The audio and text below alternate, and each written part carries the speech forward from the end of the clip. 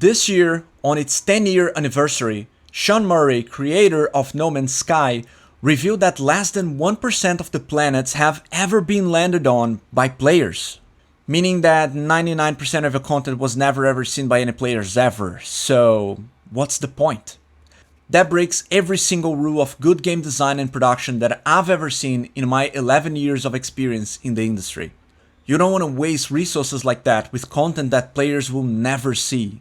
In this video, we'll talk about No Man's Sky design philosophy, how it became a generational icon while breaking one of the most important rules in game design, and what that means for the game industry. So stick until the end if you want to know my take on it as a game developer. No Man's Sky works because that was the vision and the ambition behind the game since day one. An endless universe, a sandbox that you as a player can explore as you please. And they got it. If you play the game, that's exactly how you feel. But to achieve that, it took Hello Games a rocky 1.0 launch, a lot of backlash, and 10 years of improvements to the game. No Man's Sky is a game with a procedurally generated universe, with allegedly 18 quintillion available planets. I had to look it up and make sure I was pronouncing that right. I mean, that's a massive accomplishment. To create a game with such an astounding universe, where you can take off with your ship from the surface of a planet, pass through the clouds and skies, traverse deep space, and seamlessly land on the surface of another planet. That is incredible, and something quite never done before. But game design is about what your players are actually experiencing with the game. The gameplay, not the technology itself.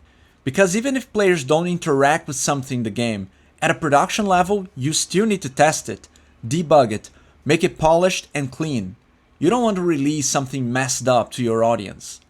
Which was kinda exactly what happened to No Man's Sky. The release of the game was rocky at best. Everybody could praise the technological achievement of constructing such an expensive universe, but everything else in the game felt disjointed. All of the reviews at the time pointed to the fact that once the yaw stopped and the jaws were put back up, there wasn't much of a fun game to play. It was an incredible tech, but a flawed and kinda boring game. For maybe most developers, that would have been it. You try to do something special, but you miss the mark. Making games is hard. Many times, there's nothing you can do. But along these 10 years, Sean Murray and the Hello Games team did something incredible. They released patch after patch, feature after feature, all of it free updates to the game, until those bugs and flawed mechanics were addressed, one by one. The initial ambition to No Man's Sky was kept alive, and the team understood that the universe had to be built brick by brick. And to me as a developer, the fact that the team managed to persist on the game and make it better and better for so long, all with free updates, is even a bigger accomplishment than the fictional universe they created. And the game is all created procedurally. All of the planets and landscapes and creatures, it's all math functions driving the shaping and placement of the objects in the world whenever a new game is created. If you can drive fast enough and close to the surface of the planet, you can see objects being generated in real time, which was actually one of the problems that annoyed players in the early days. But that means that each world each player encounters is truly unique, and you have a slightly different experience every time you find a new planet. That's an entirely new way of designing a game, at least at that massive scale. Most games are built by hand, where levels are specifically laid out and placed in sequence, and even if some events in the level will be different for two distinct players, almost everything is still the same. That is the traditional design, even for open world games. No Man's Sky accomplishes the opposite. Almost everything is not created by hand. One of the big problems with that usually is that it would make the world feel dull.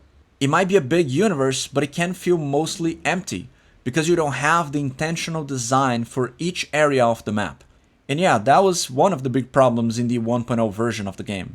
But the team kept adding content and systems and updates, filling that world with possibilities for the player, and eventually, the universe didn't feel as empty anymore. No Man's Sky started from the technology, that's the core of the game. Sean Murray is an engineer, a mathematician, and you can see that reflected in the game and its design. When you're thinking about creating a game, you can start a game idea from 4 different places. Technology is one of them, but it only makes sense when you have a game that requires some new, undeveloped tech. You can also start a game's development from other places like the story and the characters, understanding the plot and making the game revolve around that. Or you can start from the gameplay, understanding the systems and combat and movement, playing the game until it feels good. But that's the beauty of it. When you watch an interview with Sean Murray talking about No Man's Sky, the tech behind it, how the engine they created works, you see the passion in his eyes. You can see how beautiful it is to have a hugely ambitious project like that unfold in front of you. And games are nothing if not diverse. Different games come from different places and they serve different people. They are the product of their creators' passions and dreams. And when you play No Man's Sky, especially what the game has become 10 years later, you can feel the passion and the hard work of the team all around, in each of the planets and landscapes. It's mesmerizing. So yeah, I think it's remarkable that 99% of all planets were never explored in the game. Each player will have a unique experience with it. And No Man's Sky is all about that. It's an entire universe of possibilities that you, as a player, can tailor your journey across. It's a sandbox, one of the truest ones we have ever seen. And I've said multiple times, a single game doesn't have to do everything or try to be everything. A game is about conveying a powerful message to the player. And when you play No Man's Sky, you look at the skies and realize that you can actually take your ship and go anywhere endlessly. Man, what a powerful message that is. You can see that the team was having fun, solving seemingly unsolvable problems in the technology. First, it was the huge challenge of simply creating such an universe that could be playable and inhabitable. Then one of the main issues with procedural generation of content is that, let's say that 10,000 different results can be generated, but maybe half of those would not be any good to play. They would not be well balanced and simply would feel stupid. Imagine that procedural worlds would have a random layout or very uninteresting composition of mountains, caves, and wildlife. Not great screenshots out of it. So each of those were gigantic math and design problems for the team to solve. But then, once they had the foundation for the game solid and established, this was such a huge realization in any player's imagination that the team could place crafting systems and ship customizations on top of that, and it started to feel more and more developed. At the end of the day, a game is an expression of the creativity of the people who made it. It's truly an art form. In the case of No Man's Sky, the creativity and ingenuity came in the form of mathematical algorithms that would shape and populate the worlds with digital life forms.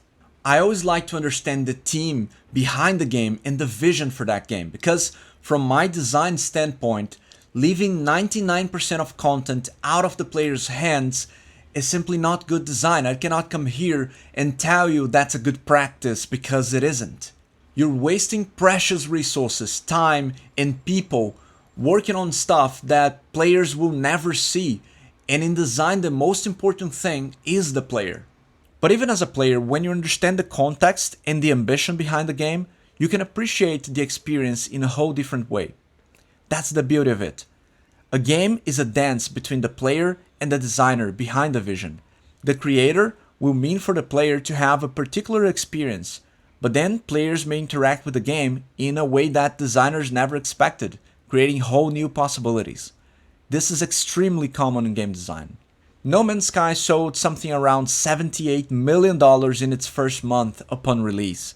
Even if a lot of people were disappointed with the game at first, that was more than enough money for quite a small team at Halo Games to continue working on it and turning it around. That happened because of the ambition, because of the premise for the game. That's what sold it for players initially. They purchased the game for the infinite universe, but after the disappointment, they stayed for the hard work the devs continually put into it.